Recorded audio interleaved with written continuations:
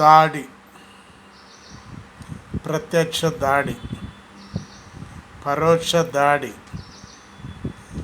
దొంగ దెబ్బల దాడి,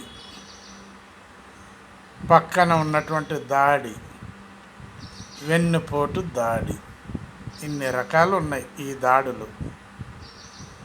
ఇవి రాజకీయాల్లోనే ఉన్నాయి కానీ జనరల్గా పబ్లిక్లో ఎక్కడా లేవు ఈ యొక్క దాడులు. కారణం ఏంటంటే ఆధిపత్యం కోసమే ఈ దాడులు. నువ్వెంత నేనెంత అనేటటువంటిది ఈ దాడి వెనుక ఉన్నటువంటి రహస్యం. ఇదే బీసీల మీదకు దాడి.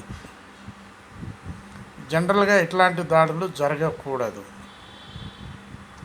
ఇవి జరుగుతున్నాయనంటే దేనికో దానికి సంకేతం,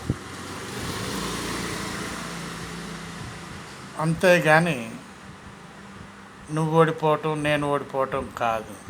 ఇక్కడ గెలవటమే ముఖ్యం. కాబట్టి ఈ బీసీల మీద దాడి అన్యాయం, అక్రమం అని అంటున్నారు మేధావి వర్గం కూడా. ఏదైనా మాటల్లోనే ఉన్నది కానీ ప్రత్యక్ష దాడుల మీద లేదు.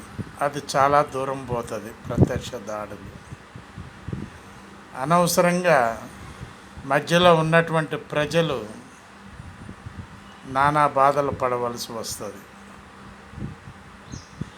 అయితే